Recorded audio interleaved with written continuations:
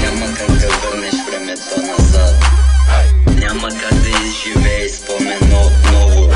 Затова живота е пред теб, а това е нещо слово. Не се връщай в реката, тя е вече празна.